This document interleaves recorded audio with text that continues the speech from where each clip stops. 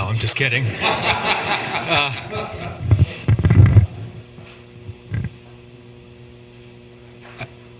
I'd stated that I'd been down in Washington for all of last week.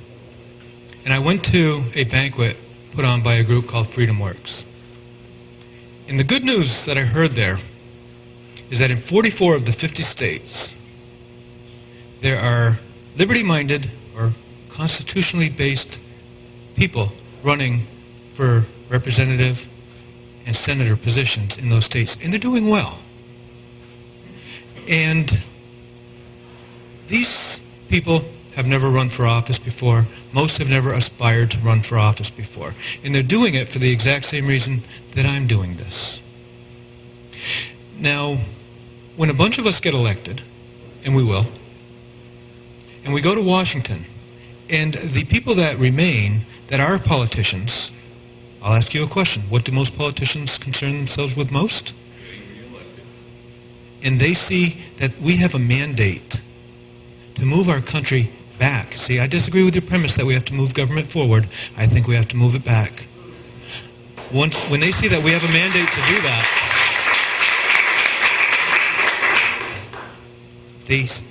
they are going to want to keep their jobs, and they're coming on board. People say, you're not going to have a veto-proof majority to repeal this bill. I don't think we need one. I think there are going to be enough Democrats that are scared, so we can override a veto. And if not, we can defund it. See, I'm a bipartisan guy. As long as they see things my way, I'm willing to.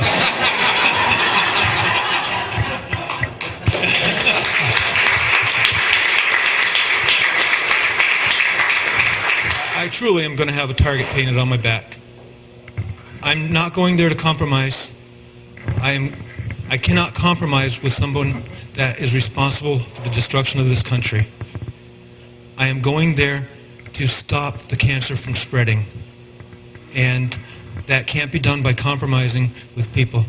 I would rather shut government down than continue to move it in the trajectory, even slowly, the way it's going. You see, during the last presidential election, there was a large national conversation going on. And basically, what it said was, if you have a slow road to hell and a fast road to hell, it doesn't matter which road you're on, you're still going to hell. And we need to turn around. And I'm not going to do that by compromising these principles, not even a little bit.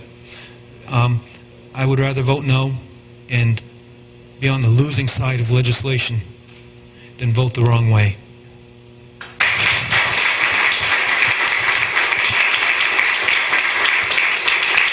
But to eliminate or sponsoring some type of legislation that eliminates Congress's ability to exempt itself from legislation that it passes. Absolutely. A la the health care bill. Absolutely. Yeah. That was an easy answer. Another question? How do you feel about pensions, Bill? Personally, I'm not going to take one.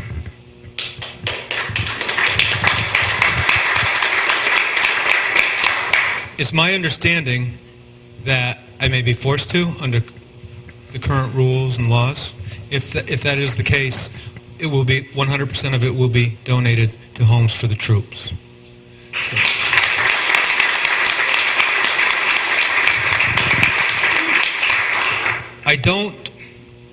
I personally don't plan on staying in Washington long enough to deserve a pension. I only want to be there like 6 years.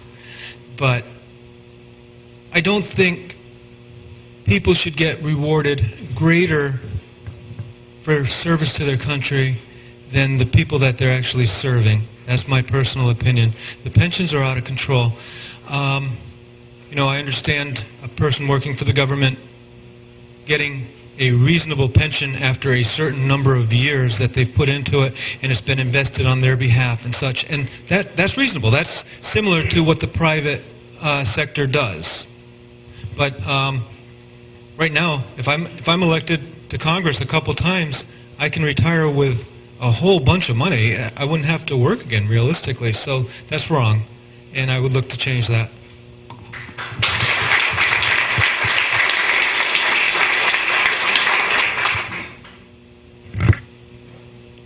This question is for Bill and Steve. I'm just wondering what the two of you feel, or what your personal feelings are in regards to term limits for our representatives and our senators.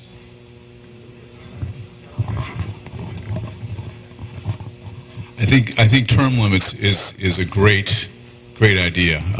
Bill and I actually talked about that. Originally, when Bill and I first met, he says, I want to be there for no more than 2 terms. And I'm like, Bill, you know, it's great, but you really need to be there for at least 3 to have an effect. I mean, because your first freshman year, it's all about learning the process and making things happen. In the second term, you're actually starting to form those alliances to get things done. And it's really in your 3rd term when you start to really become an effective legislator. I would not want to be on Beacon Hill any more than a total of 10 years. No more. I think that's plenty. I've been a selectman now for 9 years, and I was an assessor before that for a couple years. You know, that's a pretty decent length of time, and I don't think it's going to be I don't think anything longer than that. So I would say 6 years, 10 years, something like no more than 10. And I would think that after that, we got to pull them out.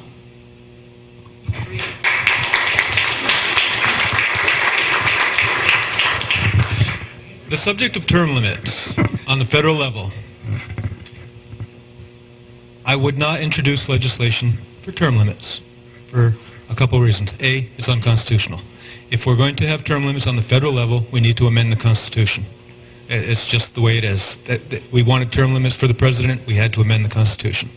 There are only 2 requirements to be a representative: 25 years of age, 7 years as a citizen.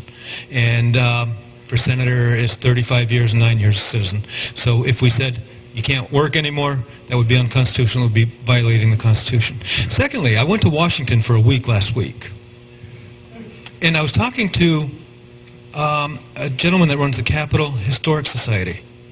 And he and I were talking about it. Also, but he and I were talking about term limits, and he said he opposed them for a completely different reason, and it made sense. He said, if we impose term limits, the only people left in Washington that are going to know what they're doing are the lobbyists and the unelected bureaucrats.